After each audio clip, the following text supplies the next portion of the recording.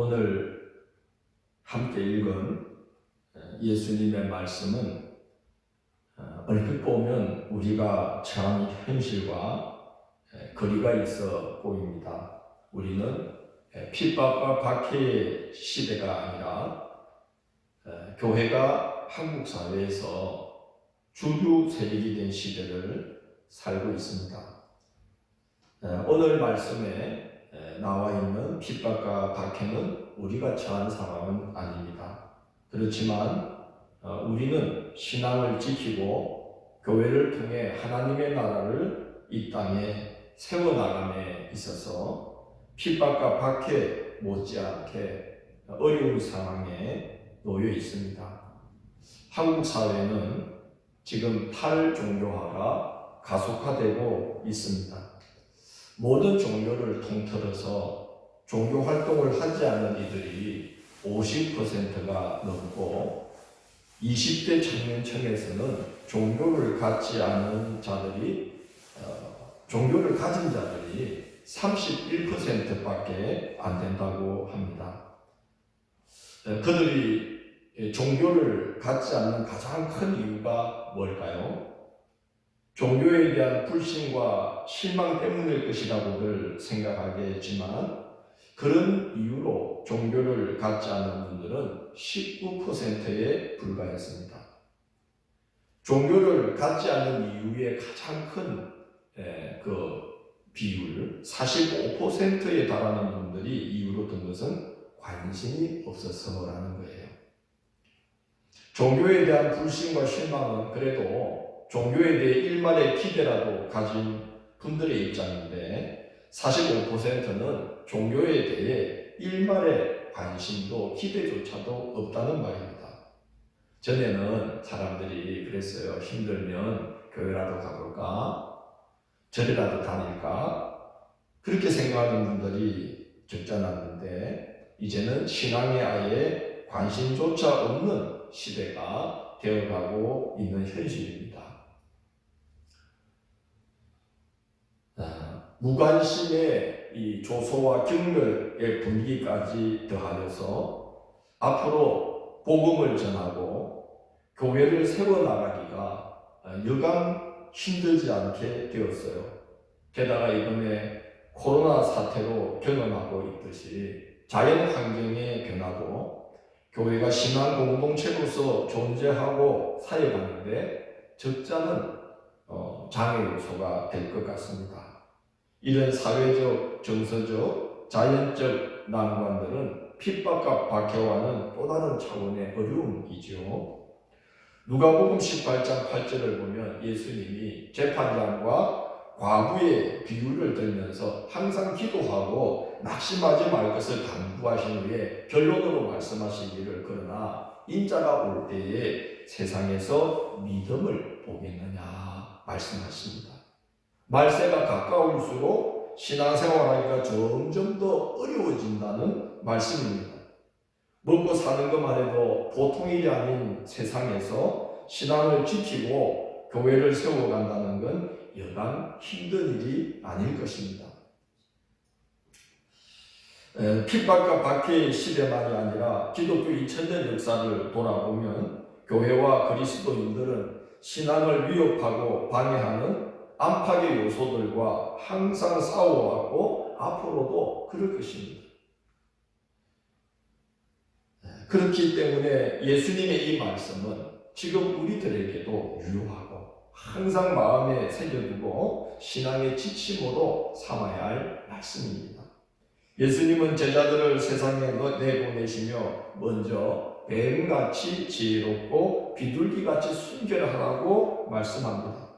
제자들은 예수님의 양무리들인데 그들이 복음을 전해야 할 세상은 악한 자들이 득세하고 사탄의 방해와 미혹이 난무하는 곳입니다. 그래서 예수님이 내가 너희를 보내니 양을 이리 가운데로 보냄과 같다고 말씀하신 겁니다. 요한복음을 보면 예수님은 당시의 영적 상황에 대해 이렇게 말씀하십니다. 세상이 너희를 미워하는 것은 너희를 미워함이 아니요 나를 미워함이며 나를 미워함은 그들 속에 하나님을 사랑함이 없는 까닭이다. 그들은 사람의 영광을 하나님의 영광보다 더 사랑하고 있다. 이렇게 말씀합니다. 제자들은 그런 사람들을 상대하며 복음을 전하고 하나님 나라를 열어가야 했습니다. 지금 우리들도 마찬가지지요. 사람의 영광을 하나님의 영광보다 더 사랑하고 하나님을 사랑함이 없는 세상 속에 들어가서 우리는 하나님을 사랑하고 하나님의 영광을 사람의 영광보다 더 소중히 여기며 믿음을 지키며 또 사람들을 그런 삶으로 초대하는 사명을 부여받은 자들인데 그게 쉬운 일은 아닌 것입니다. 초대하는 것은 고사하고 우리 믿음이라도 잃지 않는 게 다행이다 싶을 정도로 우리 시대의 영적 상황은 참 혼란스럽습니다. 제자들이 상대해야 할 자들은 그런 백성들만이 아니었습니다. 누가복음 23장 13절에서 15절을 보면 예수님이 당시 종교 지도자들을 향해서 이렇게 책망하십니다. 화 있을진저 외식하는 서기관들과 바리새인들이여, 너희는 천국 문을 사람들 앞에서 닫고 너희도 들어가지 않고 들어가려 하는 자도 들어가지 못하게 하는도다. 화 있을진저 외식하는 서기관들과 바리새인들이여, 너희는 교인 한 사람을 얻기 위하여 바다와 육지를 두루 다니다가 생기면 너희보다 배나 더 지옥 자식이 되게 하는도다 라고 말씀했습니다. 하나님의 이름으로 하나님의 나라를 가로막고 있는 자들, 하나님을 위하는 것 같은데 천국 문을 닫고 있는 자들, 얼마나 힘든 상대이겠습니까? 생각해 보십시오. 이 땅에 교회를 흔들고 위험에 빠뜨리고 있는 게 교회다? 여러분, 말이 되겠습니까? 말이 되지 않지요. 목회를 가로막고 있는 게 성도다? 성도들을 시험에 들게 하는 게 세상이 아니라 목회자고 교회다? 영적 상황이 그렇게 된다면 바른 믿음을 견지하며 교회를 통해 하나님의 나라를 확장시켜 나가는 게 얼마나 힘든 일이겠습니까? 제자들은 이렇게 종교 지도자들로부터 신앙이 심각하게 왜곡된 그런 시대에 참된 신앙의 불씨를 살려야만 했던 것입니다. 게다가 하나님의 백성들은 우리 힘으로는 절대로 이길 수 없는 상대를 늘 직면하고 있습니다.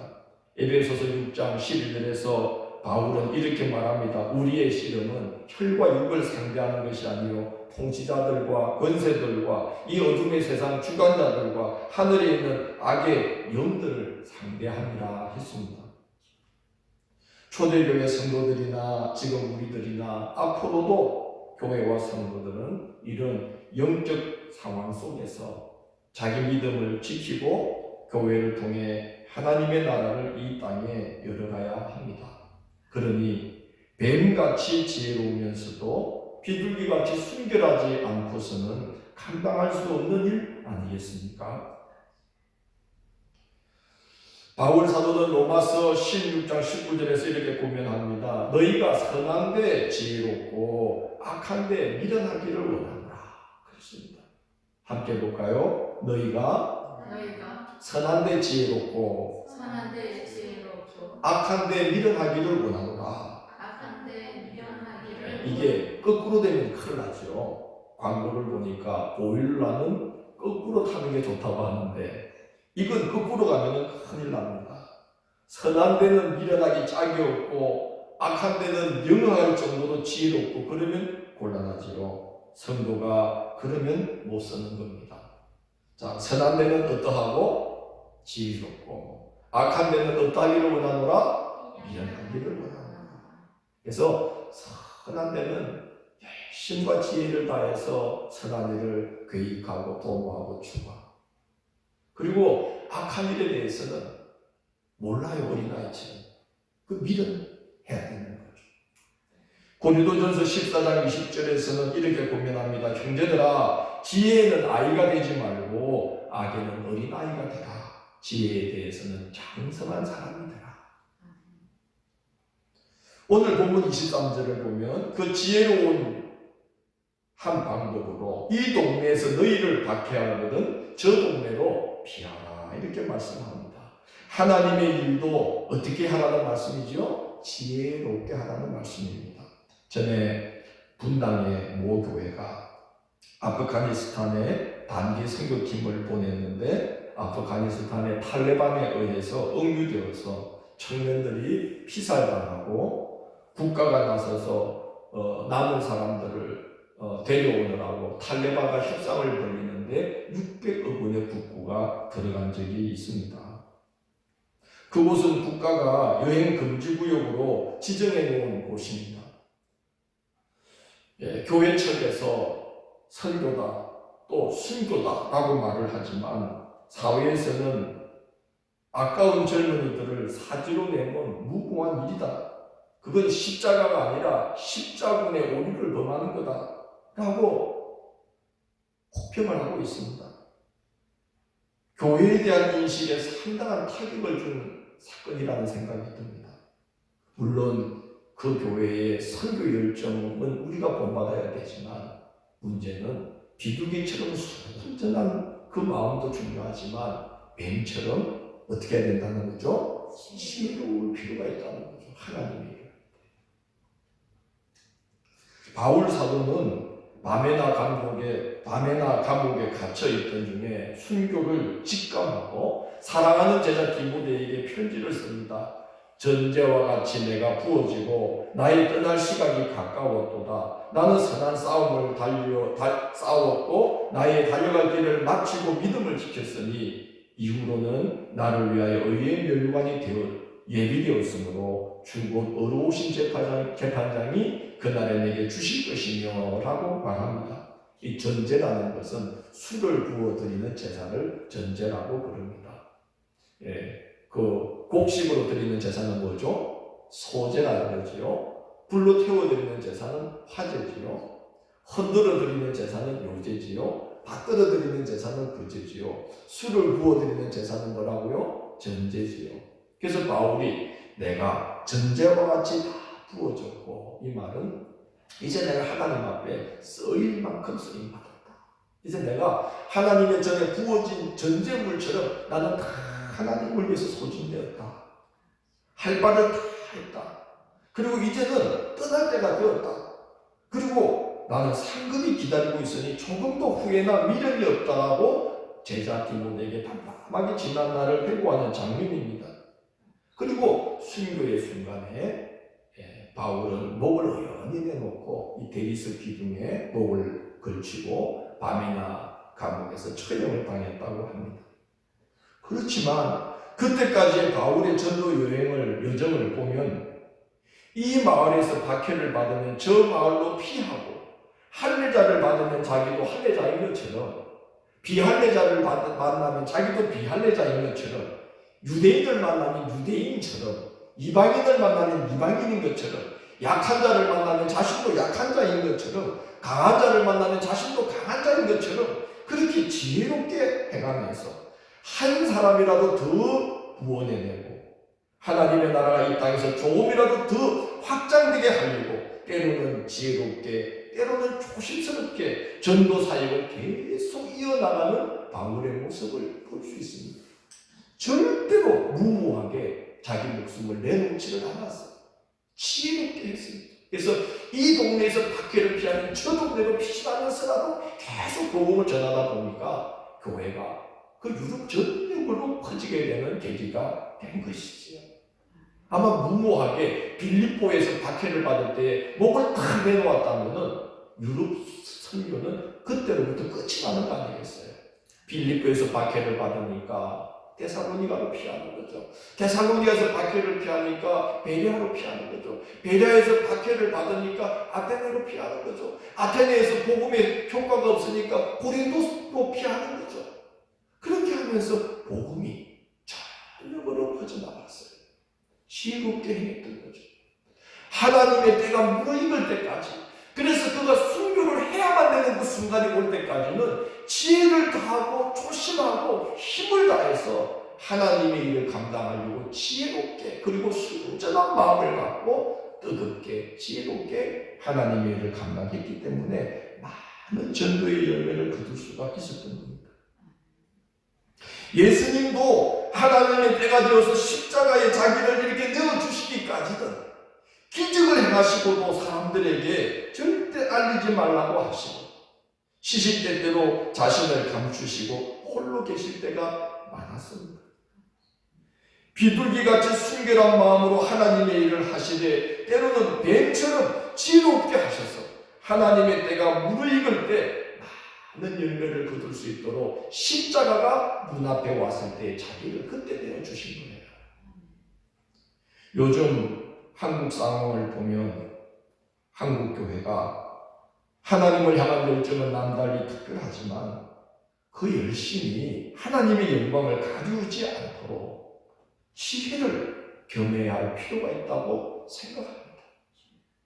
저는 이번 사태를 겪으면서 한국 교회들이 한 마음이 되어서 당국이 요청을 하기 전에 우리가 정말 이웃의 고난에 동참하는 마음으로 우리가 함께 예배를 멈추고 온라인으로 온 교회가 다 어려운 시국에 동참했다면 참 한국 교회에 대한 이 일반인들의 생각이 얼마나 달라졌을까? 저는 그런 생각을 해봅니다. 우리가 뭐 믿음이 없어서 이러는 거 아니거든. 우리도 예배를 얼마나 사랑합니까? 교회가 예배를 한 주 한 주 중단하고 새벽으로 저녁으로 기도해야 될 이 예배의 저소를 닫아놓는다는 것은 교회가 물적인 손해를 떠나서 어마어마한 영적 손실을 우리는 감수하면서 이루고 있는 거예요. 교회가 기도하러 오는 성도들이 그 기도를 못하고 있다는 게 이건 이루 말할 수 없는 큰 손실을 우리가 감내하면서 이렇게 하고 있는데 믿음이 약해서가 아니라 그죠? 우리가 정말 이런 상황 속에 어떻게 하는 게 정말 이 땅에 하나님의 영광 가리우지 않는 일인가 고민하면서 지혜롭게 행하려고 하기 때문이 아닌가 하는 생각이 듭니다. 우리가 내 교회만 생각할 게 아니라 교회 전체를 생각해야 되지 않겠습니까? 우리가 지금만 생각할 것이 아니라 앞으로 거둘 열매들을 생각하면서 행동을 해야 되지 않겠습니까? 그게 지혜인 것입니다. 비둘기같이 순전한 마음도 필요하지만 때로 우리는 뭐처럼? 뱀처럼 어떻게? 지혜롭게 하나님의 때에 맞춰서 나가기도 하고 멈추기도 하고 나타내기도 하고 숨기기도 하고 가기도 하고 서기도 하면서 우리는 이 일을 걸어가야만 하는 것입니다. 그러나 그게 쉬운 일은 아니지요. 나설 때와 물렀을 때 목을 들 때와 조심할 때를 분간하며 순간순간 하나님의 뜻을 따라가는 것은 말처럼 쉬운 일이 아닙니다. 그래서 성경은 말씀과 기도로 무장하는 수밖에 없다고 권면하고 있습니다. 야고보서 1장 5절에서 바울 사도는 이렇게 권면합니다. 너희 중에 누구든지 지혜가 부족하거든 모든 사람에게 후히 주시고 꾸짖지 아니하시는 하나님께 구하라 그리하면 주시리라.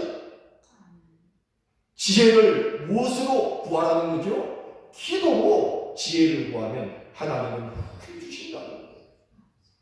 디모데후서 4장 15절에서 17절에서는 이렇게 고면합니다. 성령은 능히 너희로 하여금 그리스도 예수 안에 있는 믿음으로 말미암아 구원에 이르는 지혜가 있게 하느니라. 모든 성경은 하나님의 감동으로 된 것으로 교훈과 책망과 바르게 함과 의로 교육하기에 유익하니 이는 하나님의 사람으로 하여금 모든 선한 일을 행할 능력을 갖추게 하려 함이라 말씀합니다. 하나님의 말씀에 지혜와 능력이 있다는 것입니다. 그러므로 우리는 순전한 비둘기같이 순전한 마음과 뱀같은 지혜로움으로써 하나님의 일을 감당해야 많은 열매를 우리가 맺을 수가 있는데 우리에게 있는 것이 아닙니다. 그러므로 기도와 말씀으로 더 주님과 동행할 때 주님이 우리에게 지혜와 능력을 겸해 주셔서 지혜와 열정을 겸해 주셔서 일어설 때와 앉을 때를 분간하고 갈 때와 멈출 때를 분간하고 그렇게 우리가 지혜롭게 이 신앙의 여정을 갈 수 있도록 주님이 은혜를 베풀어 주신다는 거죠. 말씀과 기도로 이 한 주간을 살아가시며 순전한 마음을 보존받으시고 지혜를 얻게 되시는 한 주간이 되기를 주의 이름으로 권면합니다. 제자들을 보내시며 말씀하신 두 번째 지침은 두려워하지 말라 하는 것입니다. 뭐 하지 말라고요? 두려워하지 말라. 첫 번째 지침은 뭐였어요? 뱀처럼 지혜롭고 비둘기처럼 순결하라, 순전하라, 온전하라 그 말이죠. 두 번째 지침은 뭐 하지 말라는 거예요? 두려워하지 말라는 거예요. 양이 이리 가운데로 보내지는데 어찌 두렵지 않을 수가 있겠습니까? 지혜와 순전한 마음을 다해 신앙의 길을 걷고 하나님의 일을 한다고 해서 우리를 힘들게 하고 두렵게 하는 현실의 문제들이 사라지는 것은 절대로 아닙니다. 비단 박해나 핍박이 아닐지라도 우리를 힘들게 하고 두렵게 하는 요소들은 얼마든지 많습니다. 그래서 걸음을 멈추거나 뒤로 물러서거나 실족하여 발을 헛디게 만들기도 합니다. 두려움은 우리를 그렇게 만듭니다. 우리 힘으로는 두려움을 이길 수가 없습니다. 예수님은 두려움을 떨쳐내는 비결을 오늘 말씀에 세 가지로 알려주는데, 첫째는 성령의 도우심을 믿으라는 겁니다. 너희를 넘겨줄 때에 어떻게 또는 무엇을 말할까 염려하지 말라. 그때 너희에게 할 말을 주시리니 말하는 이는 너희가 아니라 너희 속에서 말씀하시는 이 곧 너희 아버지의 무엇이니라? 성령입니다. 성령께서 때에 맞춰서 도와주신다는 거예요. 하나님의 일을 하고자.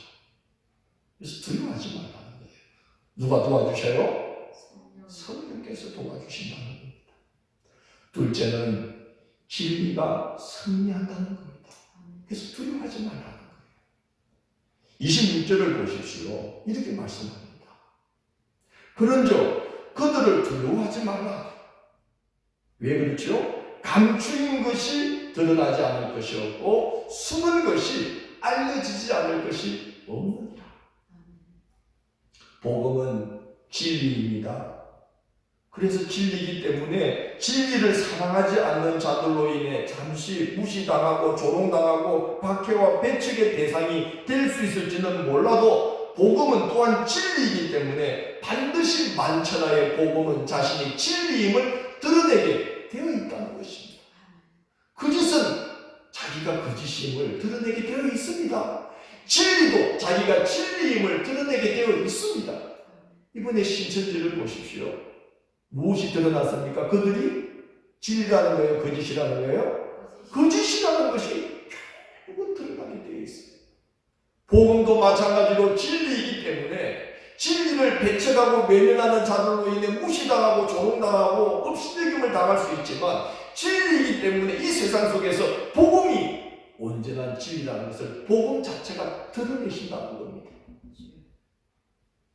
그래서 예수님은 이렇게 말씀합니다. 내가 지금은 너희에게 골방에서 귓속말로 이렇게 말을 하고 있지만 너희는 많은 지붕 위에서 많은 사람들이 듣도록 큰 소리로 외쳐라. 진리가 아니라 이것이. 두려워하지 말고.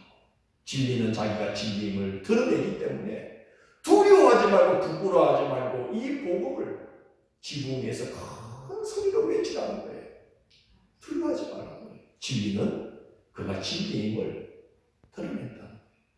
사람들은 그게 진리임을 결국은 알게 된다는 거예요.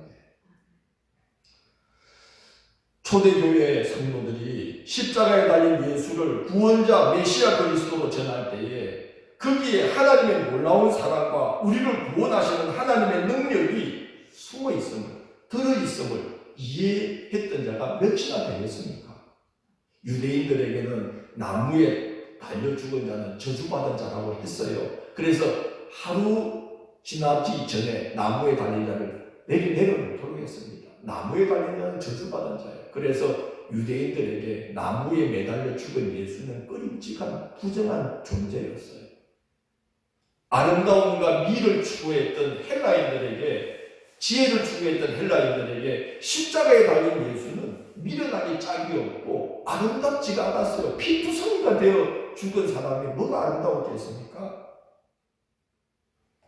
그러나 몇 세기가 지나기도 전에 사람들은 십자가에 감추인 하나님의 사랑과 은혜와 놀라운 지혜와 그 능력에 탐복하면서 복음을 받아들였습니다. 로마 제국이 이 복음 앞에 굴복을 했습니다. 알게 된 거죠. 십자가의 예수님 안에 감추어졌던 하나님의 사랑, 그 구원의 진리, 너무나 무력해 보였지만 너무나 놀라운 하나님의 지혜, 하나님의 능력, 이걸 사람들은 결국은 알게 된 것입니다. 우리는 세상에서 가장 값지고 영원한 진리를 소유한 자이며 그 진리를 이제 전하는 사명을 받은 자들입니다.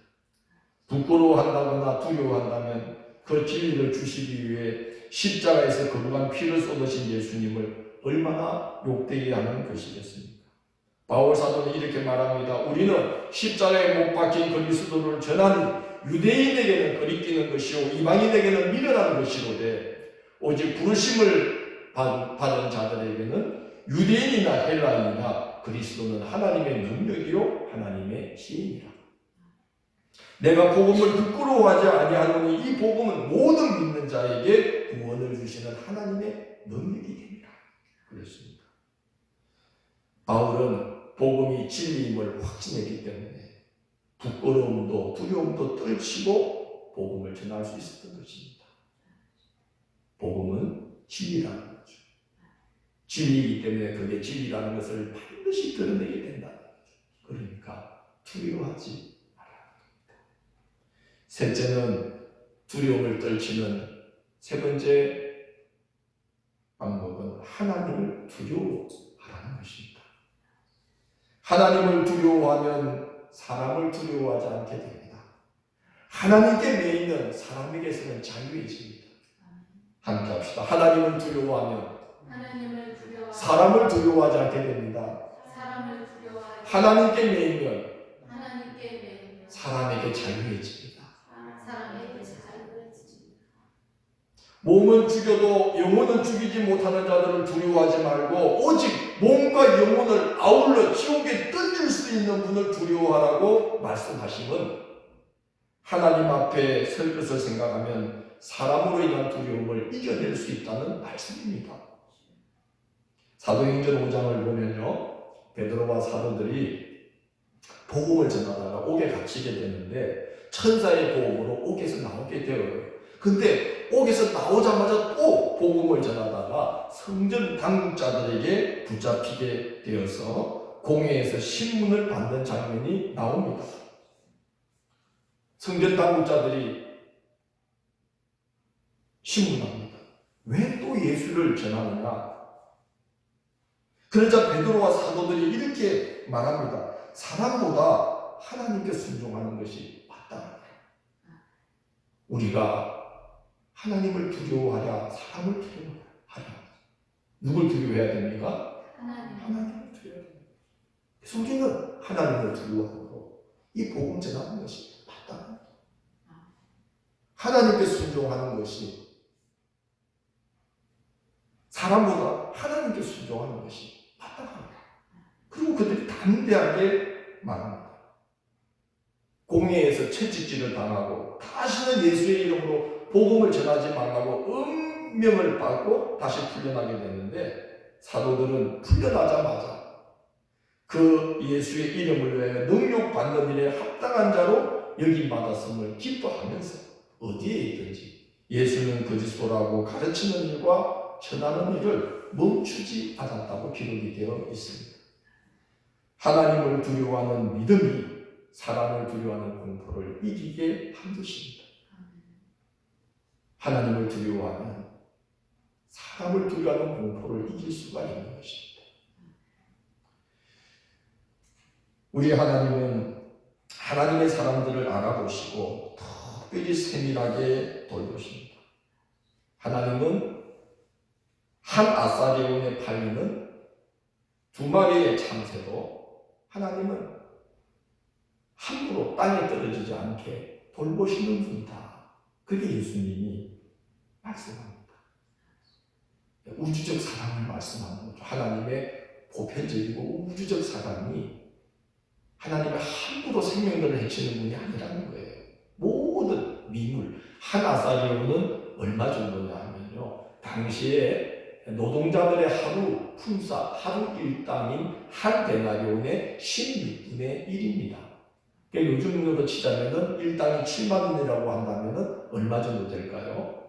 16분의 1, 그냥 20분의 1로 따지면 그죠? 한, 계산이 안 됩니다만은 굉장히 작은 동전입니다. 그래서 사실은 흔한 거예요. 흔하게 거래되는 하찮은 날짐승이, 당시에 하찮은 날짐승이 참새예요. 근데 하나님은 그 참새 한 마리도 함부로 땅에 떨어지게 하는 법이 없다. 하물며 너희일까보다. 하나님은 너희의 뭐까지도 세심받으신다고요? 머리털까지도 세심받으신다.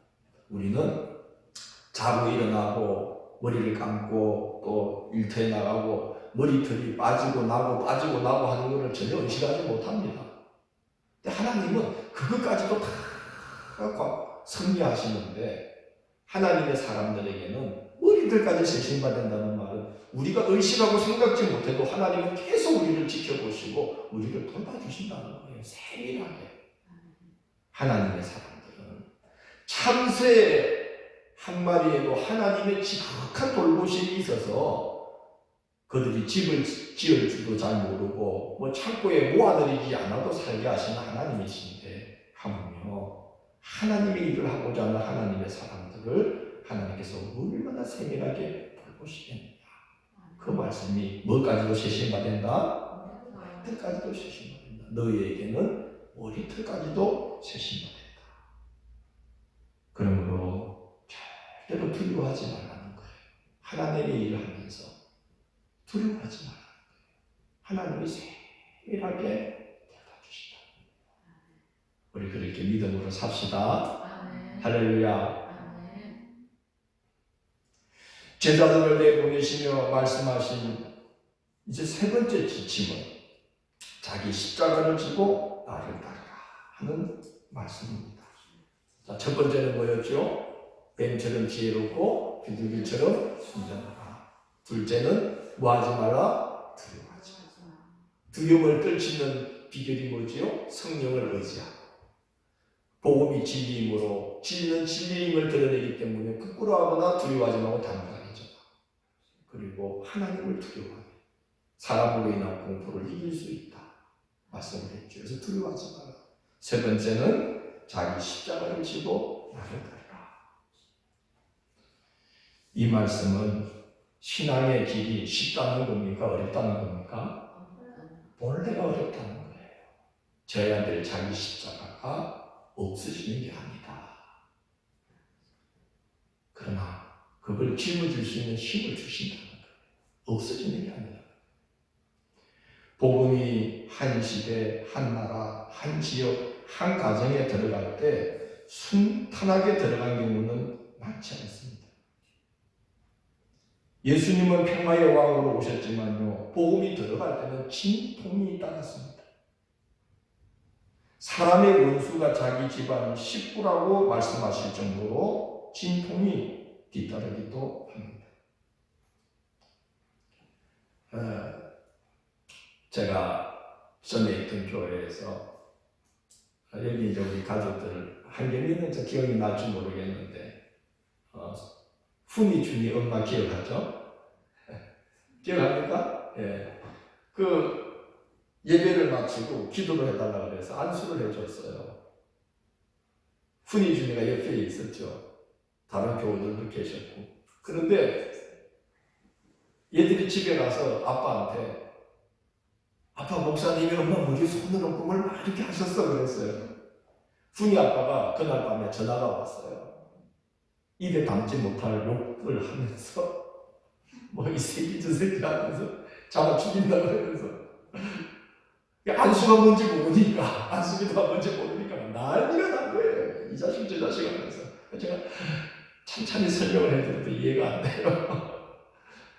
근데 이제 그래도 꿋꿋하게 그런 상황에서 막 교회를 나오시더라고요, 집사님이.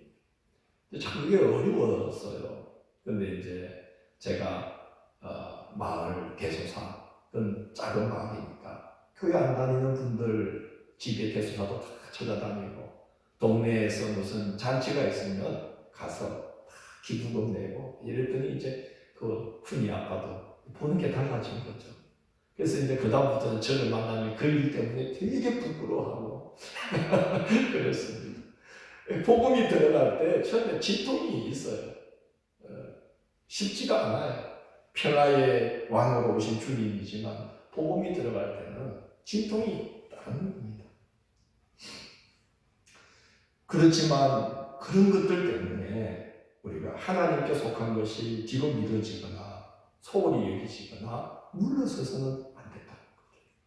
그 흔히 엄마가, 주님 엄마가 그 어려운 중에도 막 욕을 먹어가면서 기어코 교회를 나와서 승리했거든요.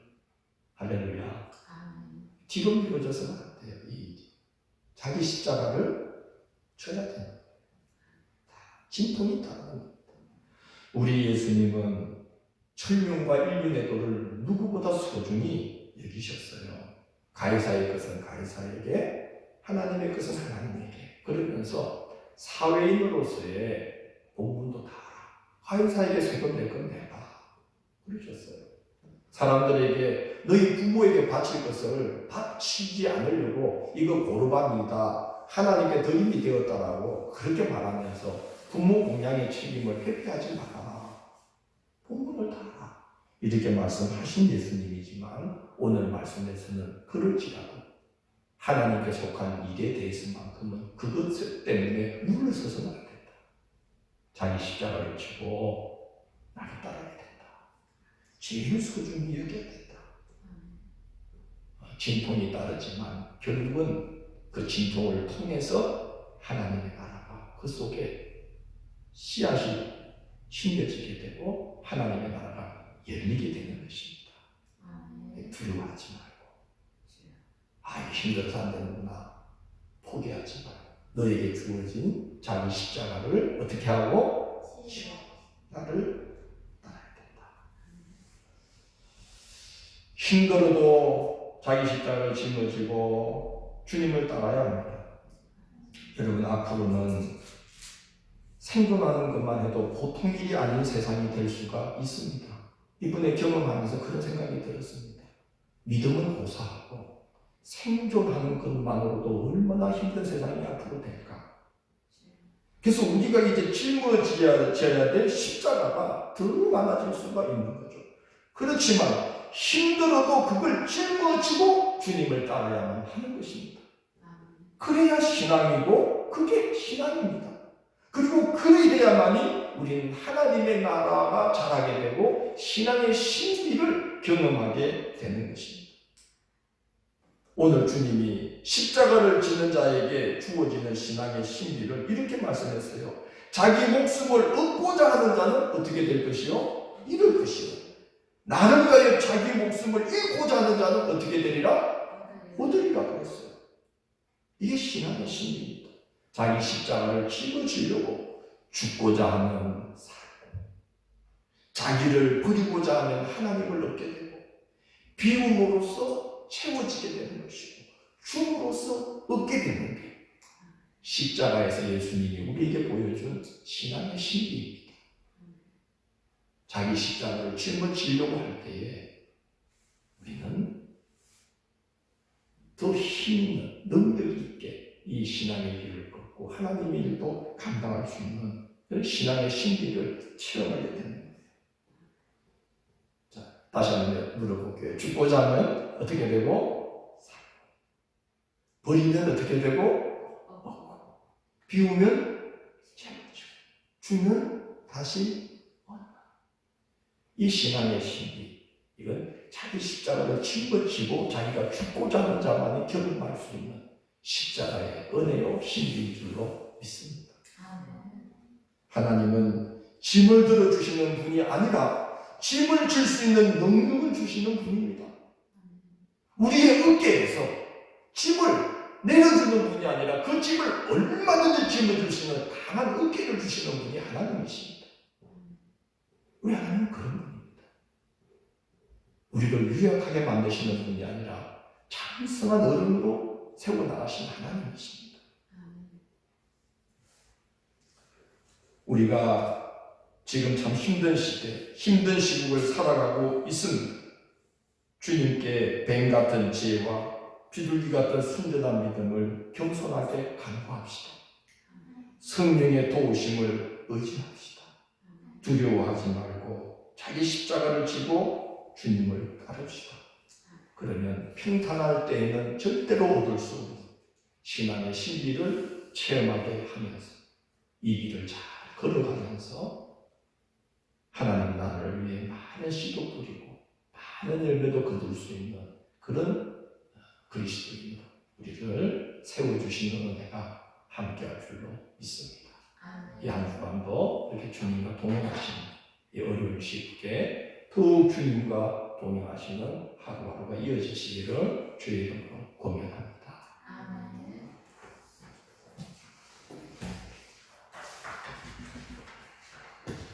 여기 이 시간에 잠깐 합심해서 기도를 하겠습니다. 첫째, 코로나 사태의 빠른 종식을 위해 기도합시다.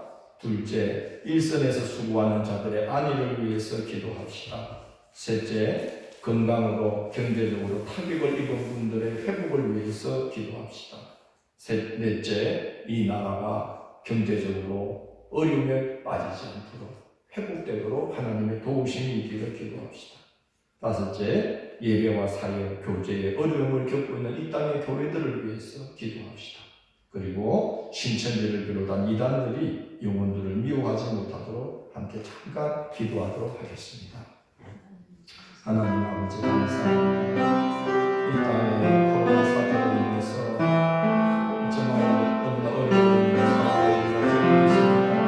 하나님 아버지 주께서 보호하시고 이 어려움을 위해서 건져주시기로 빨리 조식되어서 교회들이 마음을 이 땅의 백성들이 생업을 하는 마음으로 하는 기쁨으로 즐거운 일상을 회복되고 주님 인도하여 주십시오. 아버지 세상에서 수고하는 자들의 안위를 걱정하는 주님의 수고하는 것을 이어주시고 주님 그 어려움에서 보호해 주시고 그들의 수고를 주님 기억해 주시고 온 백성들이 한 마음을 해서 이 어려움에 함께 잘 건질 수 있도록 인도하여 주소서. 하나님 건강을 이루고 있습니다.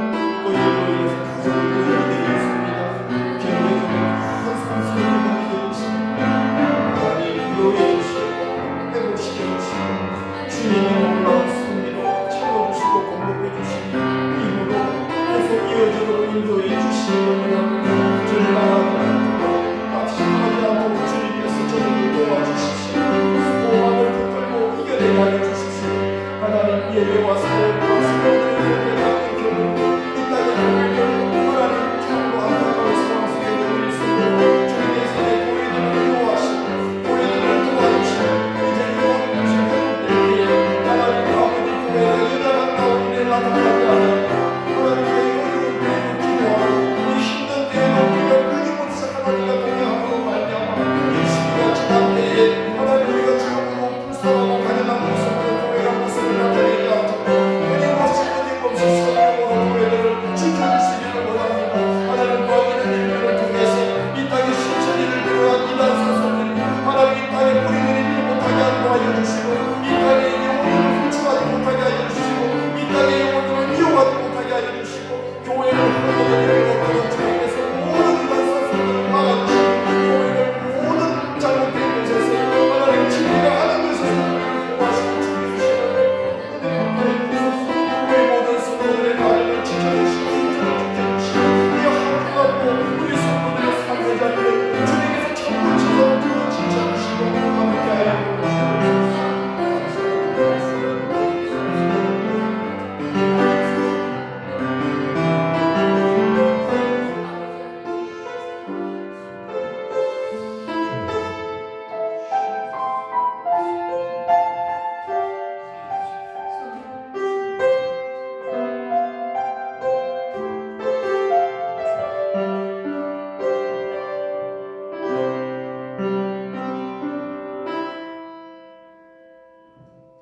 주님, 이 땅에 코로나 사태가 빨리 종식되기를 간구합니다. 일상이 회복되게 해주십시오.